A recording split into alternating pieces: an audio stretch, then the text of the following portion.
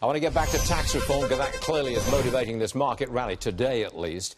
It now moves to a conference committee. Joining us now, Kellyanne Conway, counselor to President Trump. Kellyanne, this is, in my opinion, this is a huge win for President Trump. But the Democrats, and I'm just going to go through a list here, Kamala Harris says it's shameful. Elizabeth Warren says it's tearing down our democracy. Jeff Markey says it's a disgrace. Patty Murray says it's disgraceful. It hurts working families. You want to answer that? Hardly, but then you know we did something right. Look, the Democrats have spent the entire year talking about Russia instead of America and just saying stop, resist, obstruct, and no. And what have they got to show for it? They can go home now to their constituents and they can say that the businesses, the corporations in their states are now going to have a 20% corporate tax rate. We know that will stimulate growth. It will protect jobs. It will help generate more jobs, give a pay raise to those hardworking men and women in their states.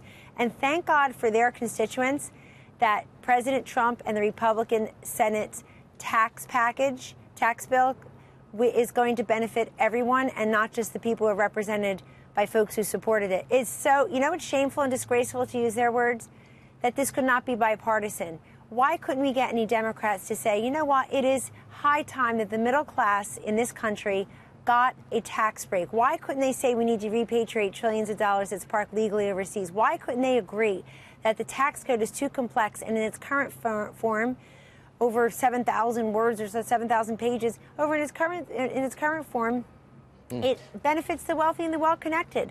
So the question for them is, why did you stand in the way of tax relief for me, a hardworking American who lives in your state, because of petty partisan political differences? But the market disagrees with them. Everything disagrees with the Democrats on this one. The market disagrees. Record highs again today. You know, Stuart, it's the new normal under Donald Trump as president.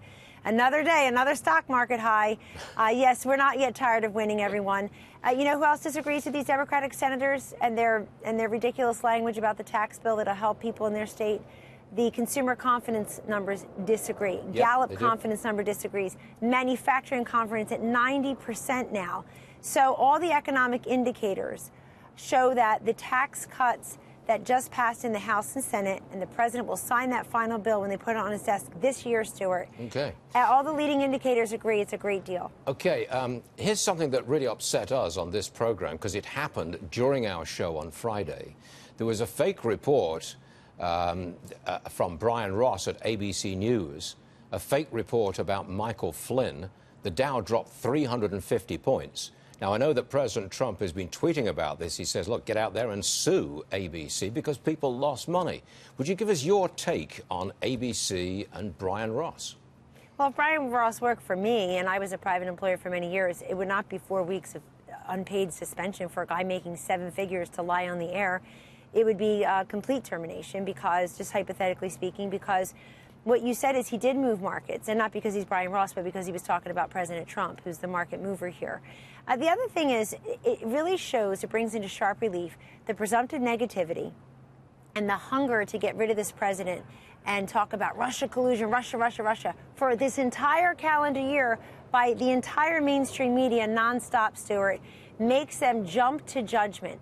The question is, did that go through ABC's legal team, through their standards team? You know, it's a major network, and I'm sure they're not feeling so great today, but a lot of people in the mainstream media are upset with them for not pushing back and for not double verifying that. And the other reason is because the media just trusts the media now. They don't independently source things. They see a tweet, they hear a report, and if it's negative about the president, they go right for it. They like it, they retweet it, they re-say it. So that report that you said went on while you were in live air, that lived without clarification, then correction, then retraction and suspension. It lived for hours and hours and hours. That is true. Before they did any action on it.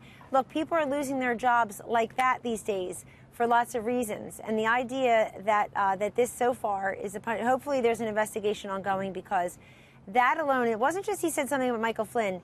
He basically was saying that there was collusion during the campaign. The president himself, as recently as Saturday and over the weekend, said there was none. Got it. Kellyanne Conway, I know you're very busy. You got to run, but thank you so much, as always, for being with us today. Thank you, Stuart. Always a pleasure. Take care. See you soon. Thank you.